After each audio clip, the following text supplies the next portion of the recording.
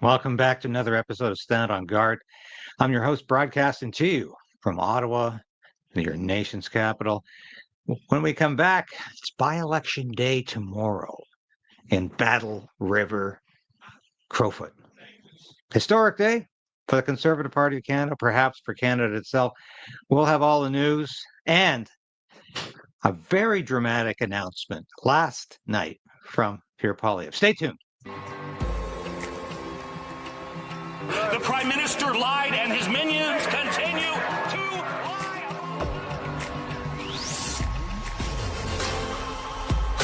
We need, look at the change. But we also need to resolve to resist.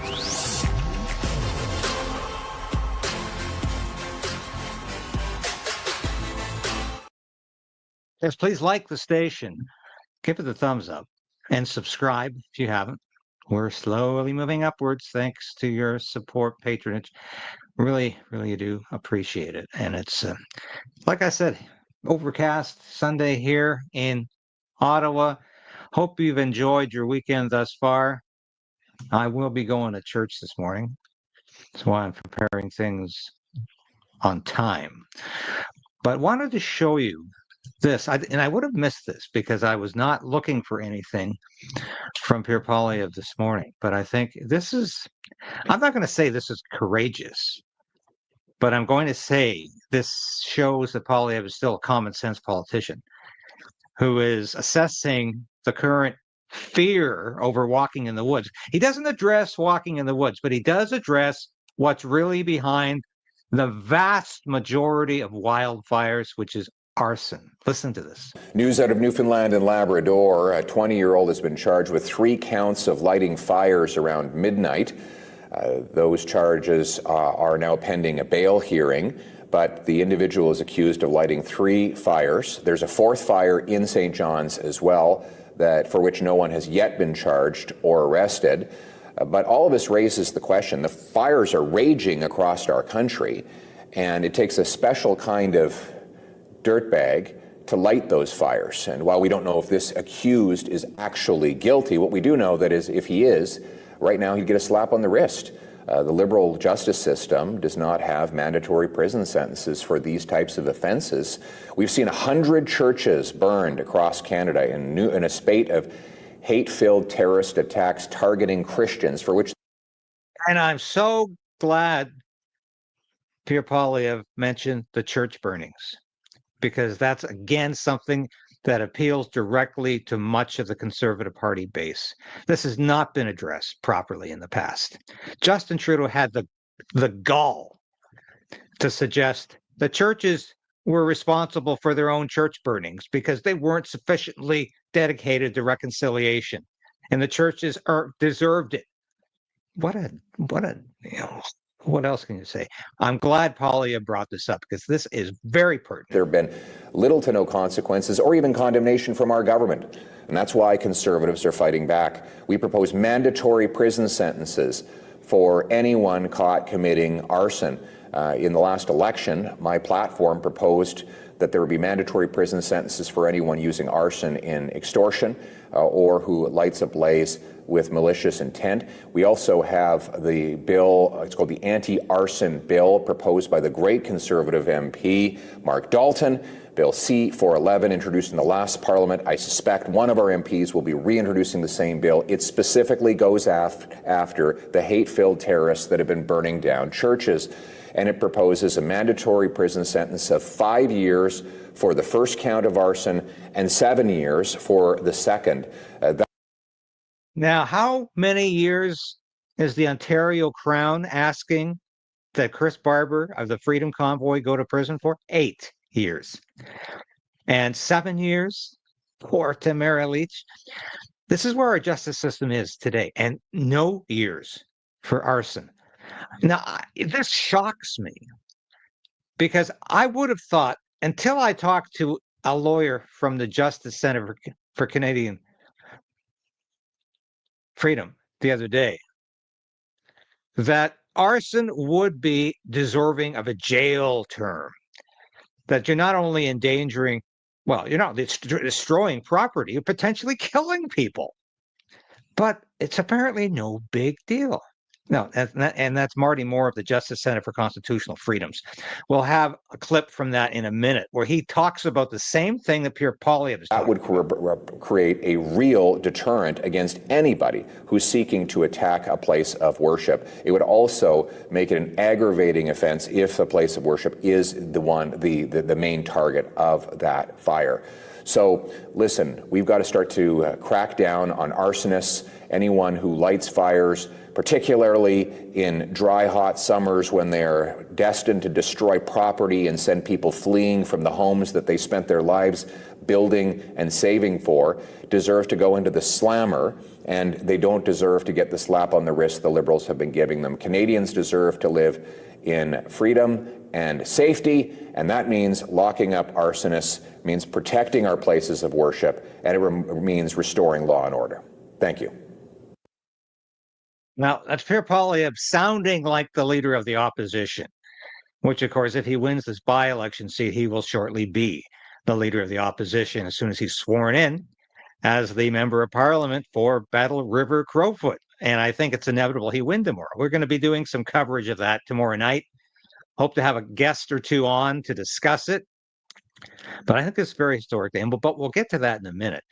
But he's talking again like a common sense conservative here, because I don't think many Canadians are aware that you can basically walk away from an arson conviction. And here's Marty Moore of the Justice Center for Constitutional Freedoms, whom I interviewed earlier this week or midweek last week, talking about how lax the justice system is on people who commit arson. This is incredible. Is there a political reason? Well, I mean, it's an obvious, a rhetorical question. Is there a political reason we don't hear governments talking much about arson, even though the police continue to arrest arson suspects every time we have wildfires? Well, yeah, I mean, to your point, David, 2023 numbers for Nova Scotia, the number one cause of fires in that, what was a bad fire year in Nova Scotia, 53 for arson. And not like, you don't even see a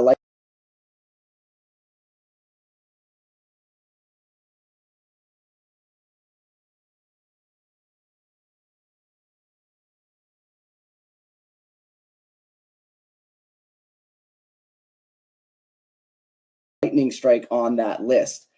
Spontaneous combustion is what had apparently won. So we don't know exactly what that was, but campfires caused 13, but 53 from arson. That's giving you an indication of what the cause was. But do you know what they did to amend their Forest Fire Act in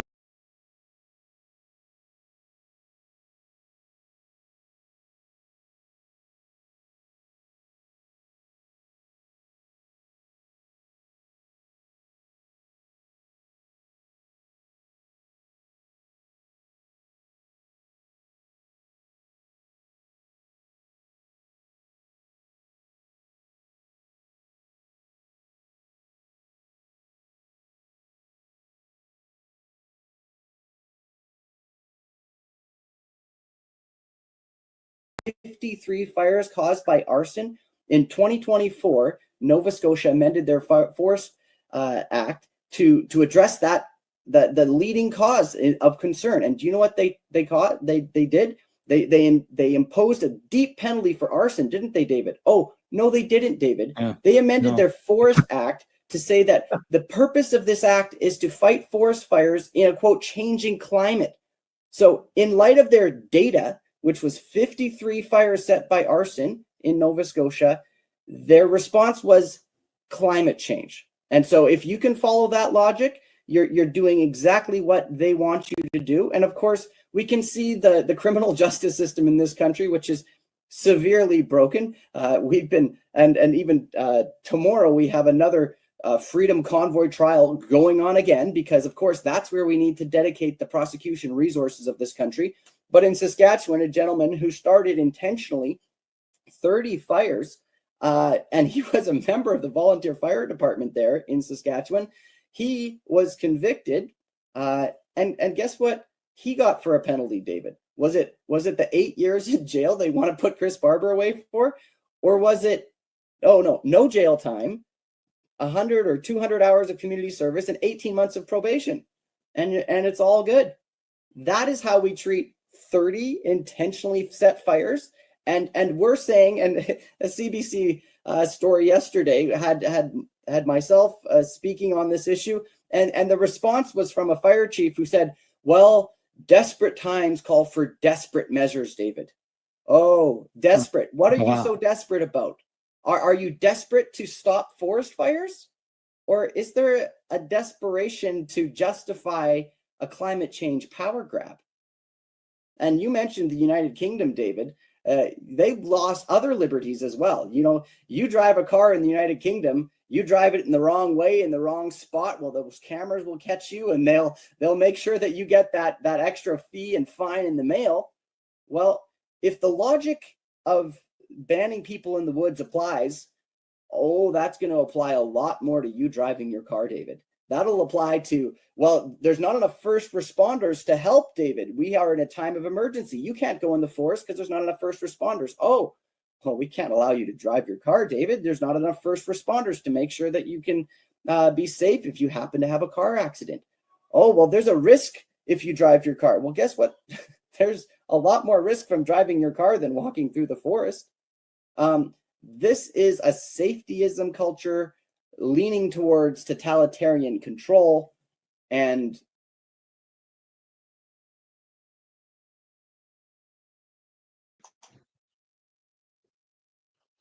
Yes, it is potentially totalitarian control. And I like to say that Canada is in a race with the United Kingdom in terms of who can go off the edge, the totalitarian edge faster, who can move into hell faster.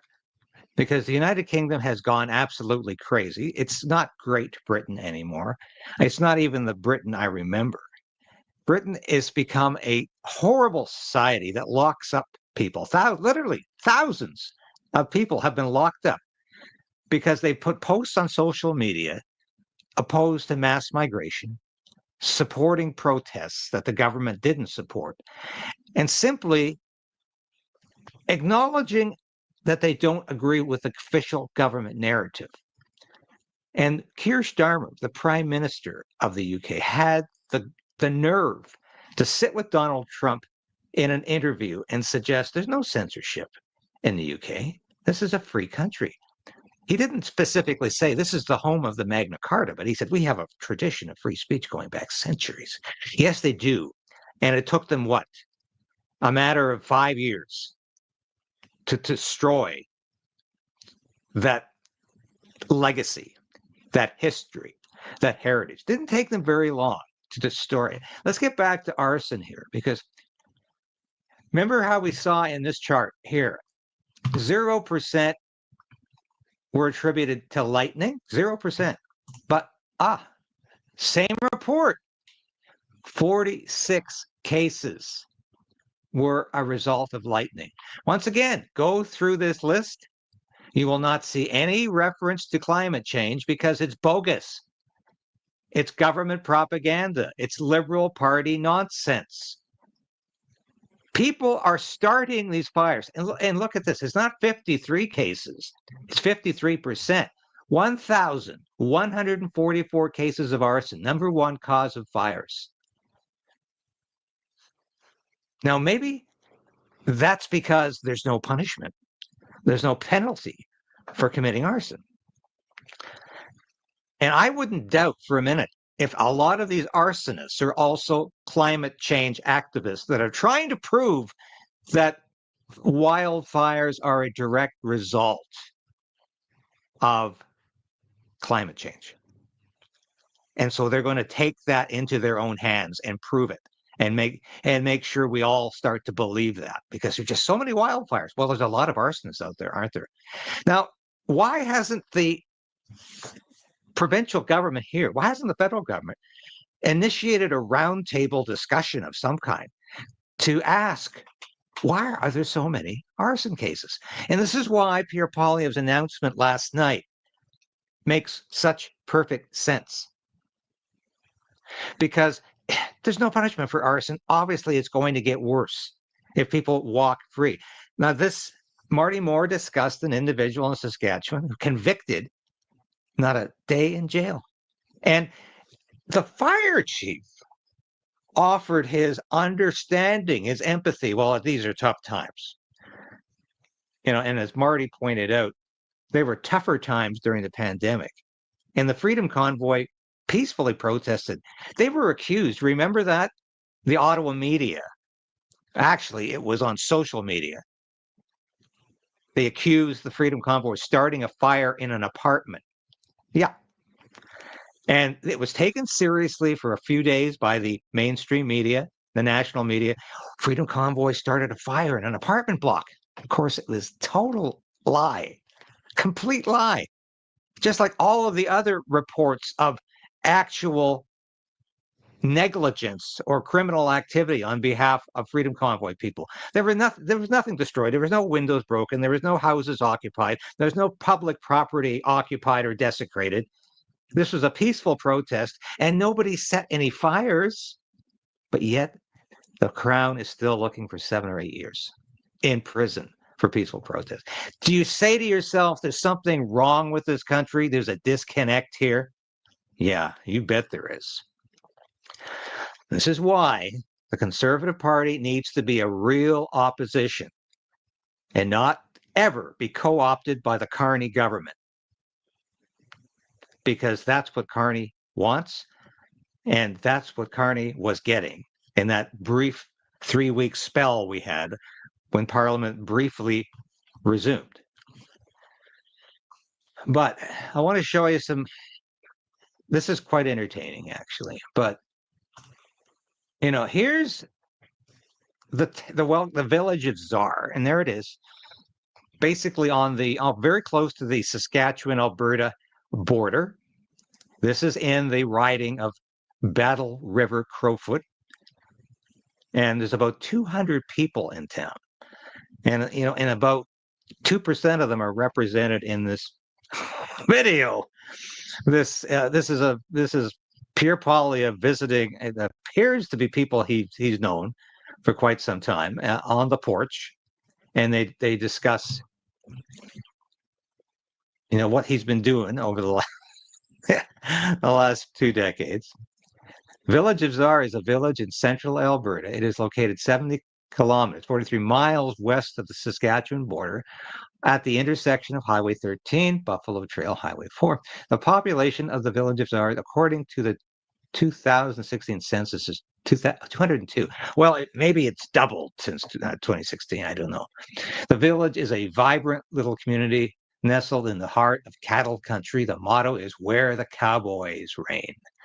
Is no mistake, as the village is surrounded by ranch land and feedlot operations. 2017 was the centennial year for the village, and it was celebrated in fine fashion. Now, here's the longest ballot. And this, of course, is what's going on tomorrow, except you're not going to see the longest ballot because remember, it's a write-in campaign. So I'm still waiting to see. This is why I'm going to be monitoring things closely tomorrow, because I'm still not convinced Elections Canada can do this in a fair and above board way, because there was too many anomalies in the last federal election. So I don't know how people are going to judge whether Poilievre is close enough. As somebody suggested in the comment section quite some time ago, write his name down with you. I'm not sure you're allowed to bring anything into the ballot box with you, though. And that's the problem. And you can't just say Conservative Party Canada. That will render your ballot null and void. So we need to keep our eye on it. I'm not for a minute suggesting there's systemic corruption in Elections Canada. I'm suggesting there were problems in the last federal election at various sites across Canada, and they lost a lot of credibility. So my trust factor with Elections Canada has gone from very high to very low. So I am going to be watching this by-election very, very closely tomorrow. Let's watch some of this video here, because I think this is, I have to say, Pierre Poilievre could take this by-election for granted. His predecessor won with 83% of the vote. That riding has been going conservative for decades with a huge percentage of the vote. But he didn't take it for granted. I have to give him that. He did go out and campaign. He did go door to door. I thought his answer at one town hall about why Alberta should stay in Canada was completely inadequate, and I said that. And a lot of people objected to me saying that, but I'm sorry. I thought it was completely, no, I'm not sorry. I don't apologize. I thought it was an inadequate answer, and he could have done a lot better because I'm sure he's been facing questions like that throughout the campaign. However, he campaigns with style right here. I think it's worth watching. I heard there was a party here. Come on, Chester. I'm here from bylaw. There's been a noise complaint. Too much late night partying at this place. How are you doing, Good to see you, my sir? friend. I am. Oh my God. It's good to see you. I wanted to go to Wainwright to see Thank you you. yesterday, but we got involved with. Well, when you didn't come, I vehicles. decided to come and see Did you you? here. Oh my God! How is that one? How are you, sweetheart? Give me a Oh my hug. God! I would love to give you a big hug. Thank you, sweetheart. My. This is our neighbor. God She lives two over. This is I'm Trish. just over a block. Hi, I'm, Trish. I know Nice to meet you. Are you in charge around here, Oh, Trish? you betcha. she is. She See that is. scooter? Good. That's She runs the show here. That's your scooter. I would, but I know you're Come sit working. down. But Yeah. would you like a beer? What do you got? Coors Light. Coors and Coors Light. I'll have a Coors. Yeah, I'll give it. Give me a beer. I don't normally drink, Would you but like a Coors or Coors Ah, Light? shit. because I'm That's in empty. charge of the, because I'm with the town sheriff here. Yeah. Yes, she is. I am the local neighborhood. You're not I didn't doing get- it. Well, sir, Yes, sir. and I'm going to call No, you sir Coors. because You're you're one right. level higher than me. Don't call me sir. I'm already getting gray hairs. I don't need I was to in be the called army sir. for 20. I was in the army for 25 years, so I'm trained. Thanks for your service to It's the a country, train. my Oh, friend. you're Thank welcome. you. All right, cheers, everybody. You know, Cheers. Here, You know, here this we is go. Here's the good this is a times. this is a phenomenal day. It sure is. This is an Thank you. incredible day. Thank you. Tell me about what I need to know. What you You need want to it know? under control. Just get rid of Carney. Well, That's it. the voters are going to get rid of him. Oh, I know. We are going to get rid of it. That's Yeah. it. We have. I'll Can tell I ask you you a right question? Do you think he's doing any better than Trudeau? now. No. The same as the That's same not thing. hard to do. You Well, see, he set the bar pretty low. you see. Yeah, no, I mean, You're talking to a man here that got. three-legged dog that did better than Trudeau did. So A three-legged dog would do better than Trudeau did. Yeah. It's interesting that just plain folk like this can see Carney for what he really is, as another Justin Trudeau, but a lot bit smarter, a lot more intelligent, and a lot more cunning than Justin Trudeau ever was. But they can see through Marxist Carney. They can see right through and realize the emperor wears no clothes. I got done twice by Trudeau, Yeah, I know. so I we can both tell did. you. I got done by his father, And by then. and then I get done again. So when he got elected the first time, I looked at her and said, "My God, we're going to die. We're done," and it hadn't started yet. you want to You talking about Trudeau 1 or Trudeau 2? Trudeau won. When Trudeau won got elected, I was in the military. They cut my, they froze my salary. Yeah, They froze my pension I know. and everything. Trudeau 1 ruined the military. Trudeau won, destroyed And the then armed and then he forces. turned his gun. So now it's Trudeau 1 and Trudeau 2. I really haven't heard that description prior to this, but I guess a lot of people are talking about it that way. My father was in the military when Pierre Trudeau was prime minister, and I tell you, at the dinner table, Pierre Trudeau was always like the Antichrist. Guns on Alberta and destroyed our economy with NEP. Yeah, And well, you- he And didn't then he like printed anybody. so much money that we ended up with 12% inflation and 20% interest rates. You remember 20% interest rates? No shit. My mother had saved up. She was a teacher, but she knew how to save money and scratch a penny. She's the kind of lady who would drive across town to use a coupon. She Yep. sold coupon books. Oh, my mom. Yeah. Anyway, she was able to save up enough money, not only to get us, my dad as Yeah. well, but her especially, for a house for us and two little rental condos. She was building her own little empire. She was only 30 years old, as a teacher, right? In comes Trudeau. See what I have in my pocket? In comes Trudeau. Good girl. 20% interest rates. We lost everything. We were living in Calgary at the time. Yeah. Oh yeah. You were in Calgary in yes. Well, I was born in '79. NEP, I think, was 82, 83. I was. You see, I lived in Dwinton. I was in the I military. grew up in Dwinton, Yeah, but which is just south of Calgary. most of my life Now it's has part of been Calgary. in Alberta. Most of my life's been in Alberta. I joined the military in 1969. My first transfer was Air Force Base freaking Namao. Yeah. I was there for 5 years. Went to Europe, came back to Edmonton. We'll come back to this in a minute. I've got some concluding remarks. Let's have a look at the merchandise, which you folks have been patronizing to a very high degree. Thank you.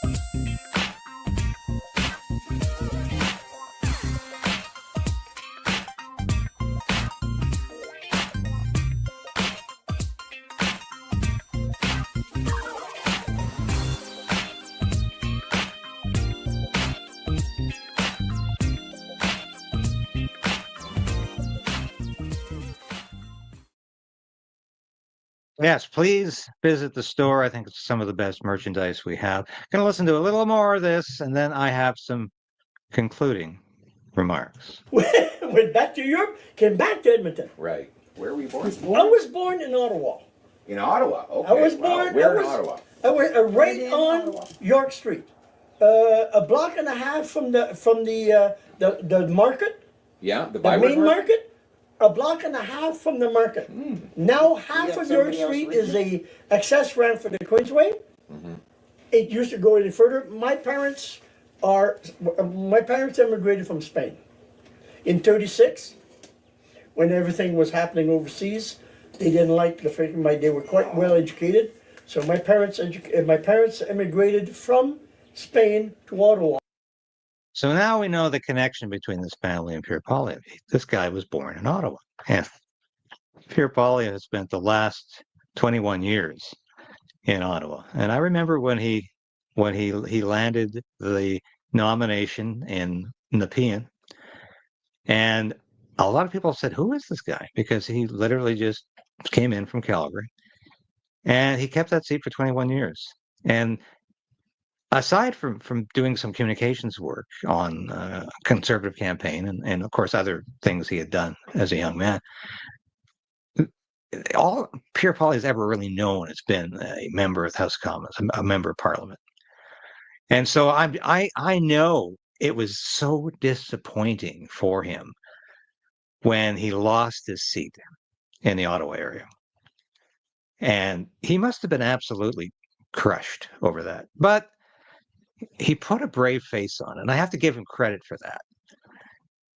Whether or not Pierre Poilievre has really been Ottawa-washed, as we say, that's the term we use for people going to Ottawa and being completely transformed by the political system there.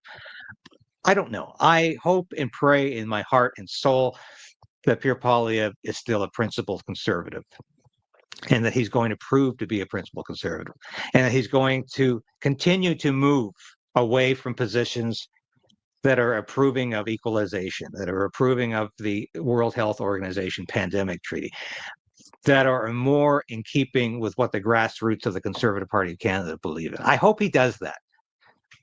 And I think this will be his day tomorrow. And I'm not going to take that away from him.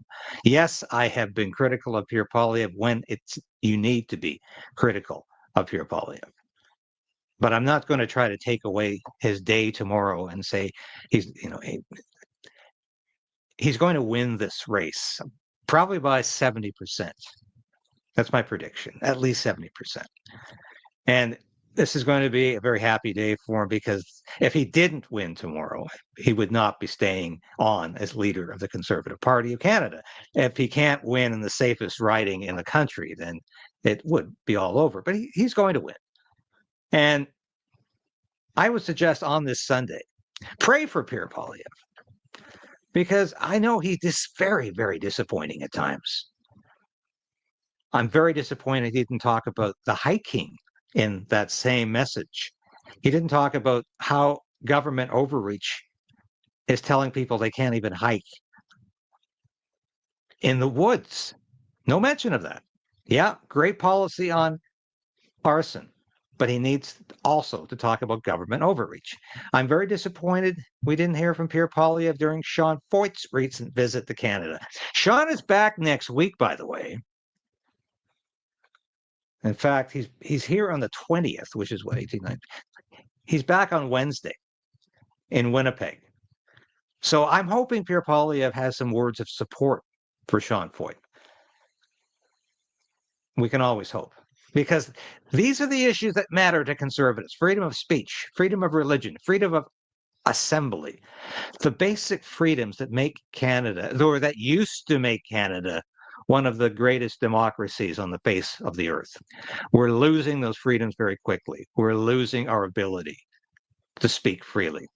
And we need a strong opposition to fight Mark Carney, to fight the liberal agenda.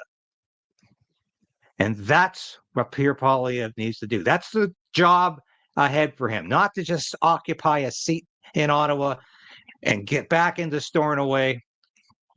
He needs, actually, I think he has, I don't think he ever moved out of Stornoway, but he needs to fight hard for conservative principles. And he needs to be a real leader of the opposition. So that's my advice. Thank you for watching today, folks. It's always a pleasure. Go to church today. Go to temple. Go to synagogue. Did I miss anything? Synagogue, temple? Yeah. And express your right to worship God as you please. Express your right to freedom of religion, because we still have it to some extent in this country, but we're losing it rapidly. Don't let us lose it anymore. Let's keep fighting back. Thank you for watching today. Resolve to resist. God bless this country. Godspeed to all of you. And I'll be back again tomorrow at 10 a.m. Thanks for watching.